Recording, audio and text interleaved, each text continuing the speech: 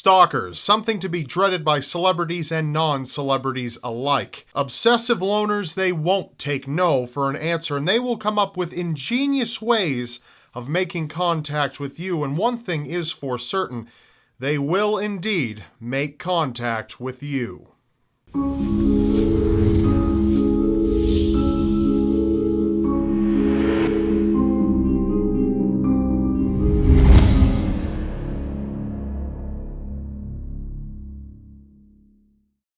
Celebrities are loved by a great many people, but sometimes that love turns into a dangerous obsession, and that can lead to disaster. Theresa Saldana was a popular actress in the 1980s. She played a number of different roles, but one in particular led to unexpected results.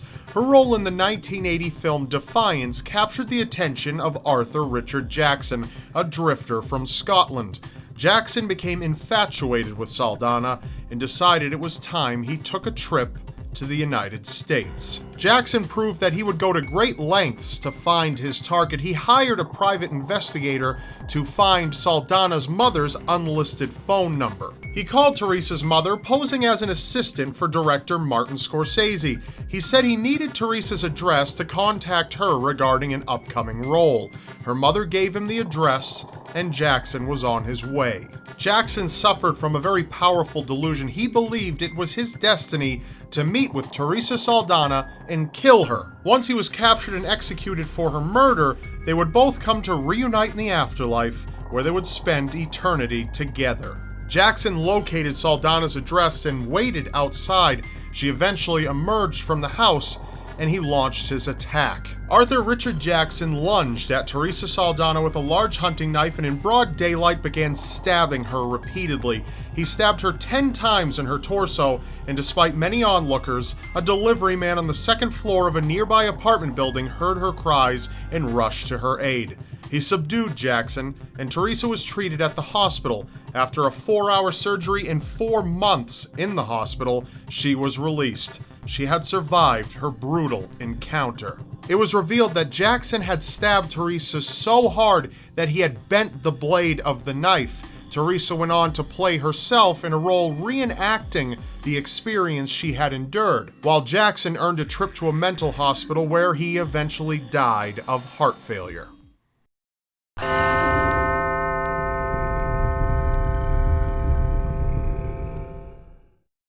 Jackson's tactics of hiring a private investigator went on to inspire a new stalker, Robert John Bardo. Rebecca Schaeffer was another actress that would come to know tragedy. At 21 years old, her acting career was starting to take off. She had played in a 1980s sitcom called My Sister Sam and was starting to expand her horizons. She had many admirers, and one of them was 19-year-old Robert John Bardo, who obsessively worshipped Schaeffer and even had a shrine dedicated to her in his home. Bardo had made many attempts to visit Schaeffer on the set of My Sister Sam, but he was always turned away, so he often wrote her letters instead. But something suddenly changed Bardo's perspective when Schaeffer took a role with a male actor and played out a scene where she was in bed with him. Bardo was enraged. He believed Schaeffer had become just another Hollywood whore and decided that she would have to be punished for her misdeeds.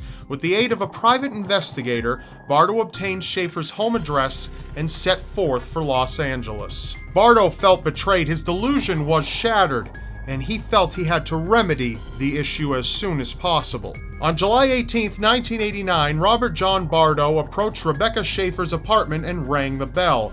She opened the door and he showed her an autograph that she had sent him through the mail some time ago. After a short and awkward conversation, she asked Bardo to leave and not return to her home.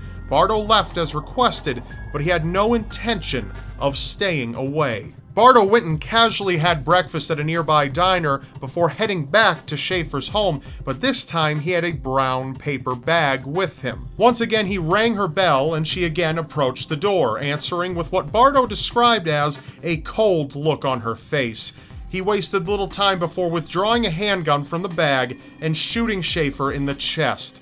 He fled, and she was pronounced dead shortly after reaching the hospital. Bardo was eventually captured. He was found aimlessly running through traffic. He promptly confessed to the murder and told police that Rebecca Schaefer's last word was why.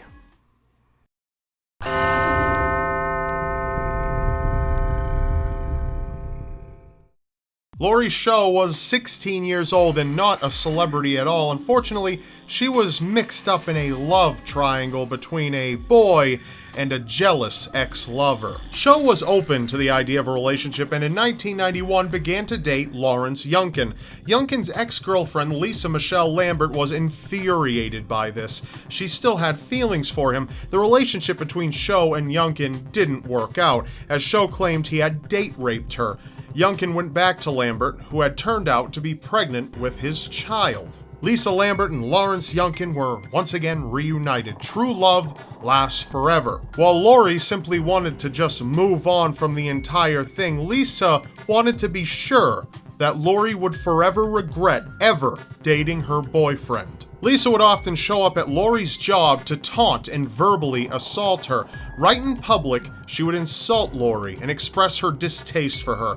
Witnesses even claimed that they heard Lisa express that she wanted to scare Laurie before hurting her and slitting her throat. Lisa was set on making her desires become a reality. On December 21st, 1991, Hazel Shiue, Laurie's mother, received a phone call from Laurie's guidance counselor, who asked Hazel to come down to the school for a short meeting to talk about Laurie.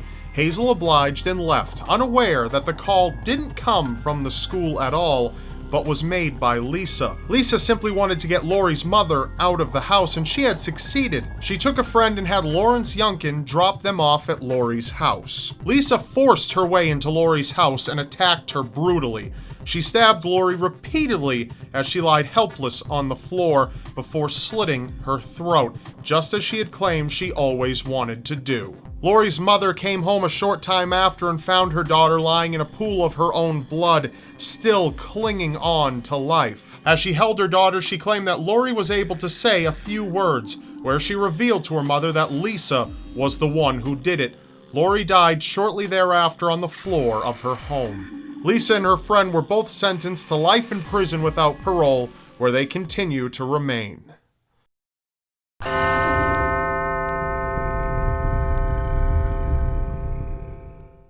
Many students have had a teacher that they find attractive, but for one certain algebra teacher, this harmless attraction turned into obsessive infatuation. Ming Sen Shiue was a psychopath.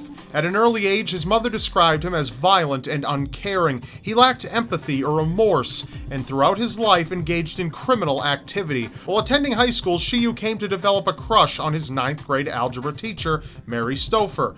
He sexually fantasized about her, often writing stories where she would be raped. But these kind of activities can't hold a predator at bay forever.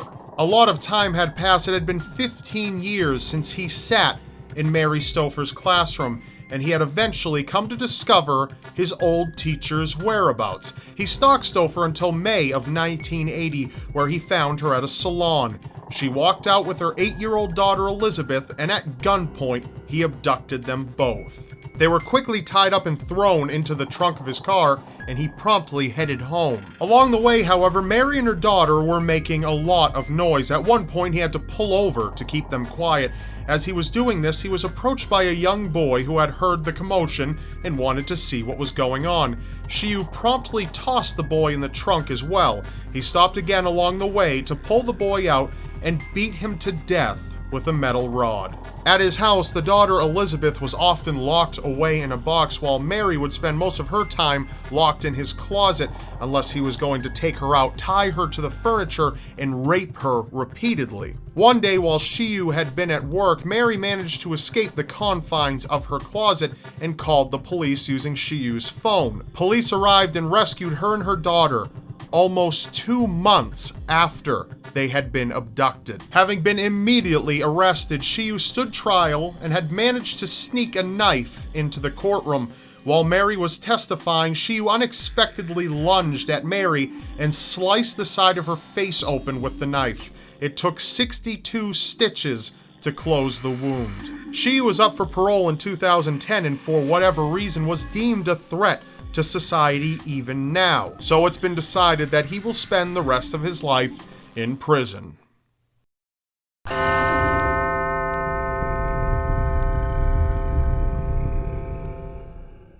Your job is a very good place to meet new people. Even a potential love interest could happen there, but a job is a place that you're required to be at, so it's the perfect place for a stalker. Laura Black was 22 years old when she went to work for ESL Incorporated, a technology firm at the time. There she met Richard Farley. The fact that she was 12 years younger than him did nothing to hold him back. He immediately fell in love with Laura. He often gave her gifts and wrote her letters where he would ask her to be his girlfriend. She always politely declined, but he wouldn't take no for an answer. Over the course of 4 years, Richard would continue to pressure Laura. Even if she changed residences, he would find out where she lived and continue to harass her. Eventually, Laura contacted Human Services of their company, who required Richard to take part in counseling sessions. The sessions didn't help, and Richard continued to press Laura until he was eventually terminated by the company. Overall, he had written Laura over 200 letters. He had been working at ESL Incorporated for 9 years, and now he turned to stalking Laura full-time. Laura filed for a temporary restraining order and she was granted it, and a court date was set to determine whether the temporary restraining order should become permanent. 1 day before the court date, Richard drove his motorhome to the ESL parking lot with numerous firearms and over 1,000 rounds of ammunition. He fired on innocent bystanders and killed as many people as he could find that he came across. He killed 7 people and injured 4 others on his rampage. When he came to Laura's office, she attempted to slam the door in his face. He shot through the door twice. The first bullet missed her, while the second struck her in the shoulder. She fell unconscious, and Richard moved on. He failed to kill the one person who he had come to kill before anyone else. Farley held down police SWAT for 5 hours after his rampage. During this time, Laura had awoken, stopped her bleeding, and with some other co-workers managed to escape. He surrendered after requesting a sandwich and soft drink from Togo's. Chances are surprisingly good that you may encounter a stalking situation of your own. According to the National Violence Against Women survey, 1 in 12 women and 1 in 45 men will experience a stalker in their lifetime. If you feel you may be dealing with a stalker, I've linked some resources in the description below of how to deal with the situation. So I urge you, if you believe you're in this type of situation, to check them out. Also, if you've ever been stalked in your life and you've gotten past it, why don't you share your experience in the comments below? You never know, you might be able to help somebody. That's all for now. Remember, you may not believe it, but anything is possible in a world so seriously strange. I'm Rob Dyke, and I'll see you next Wednesday. Please show Jupus, the artist of this series, some support by subscribing to her YouTube channel linked in the description below. Also, don't forget to click subscribe on screen now to subscribe to my channel, because you won't want to miss what's next.